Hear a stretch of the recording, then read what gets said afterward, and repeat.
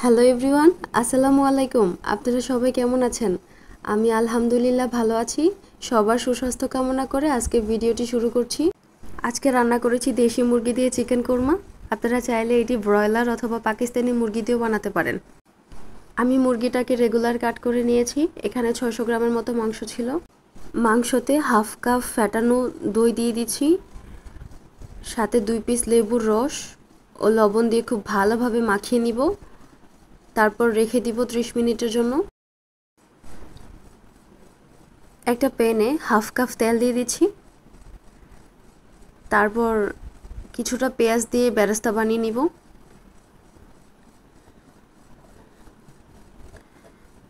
আমি ঠিক এই পর্যায়ে বেরেস্তাগুলোকে উঠিয়ে নিব।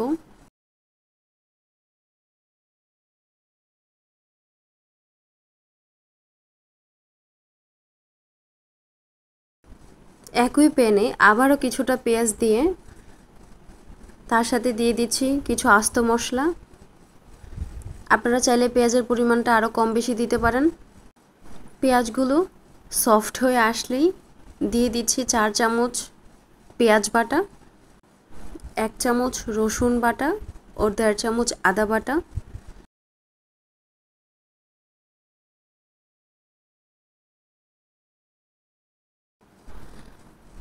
পরিমাণ মতো লবণ দিয়ে ভালোভাবে মশলাগুলোকে ভেজে নিব যাতে কাঁচা গন্ধটা চলে যায়।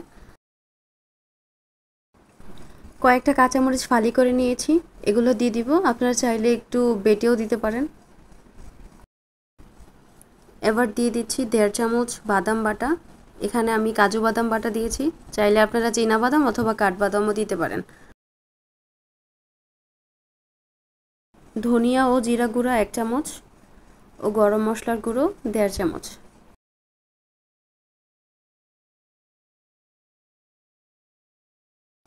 কিছুক্ষণ কষানো হলেই দিয়ে দিব ম্যারিনেট করে রাখা মাংসগুলোকে। মাংসগুলোকে মশলার সাথে ভালোভাবে কষাতে হবে।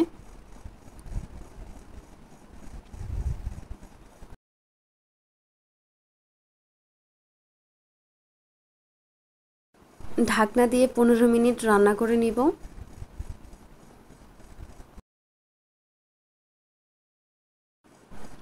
পনেরো মিনিট পর মাংসগুলো মশলার সাথে এই পর্যায়ে আসলে, অর্থাৎ তেলগুলো যখন ছেড়ে আসবে, তখন দিয়ে দিব 1 কাপ নারিকেলের দুধ ও 1 কাপ গরুর দুধ।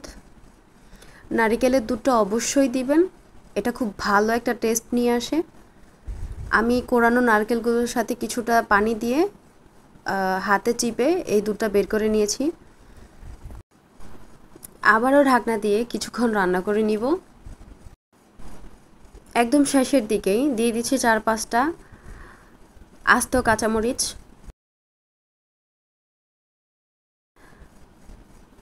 1 চামচ চিনি,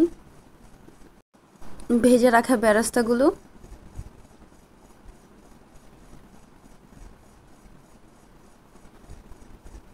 দেড় চামচ ঘি দিয়ে দিব।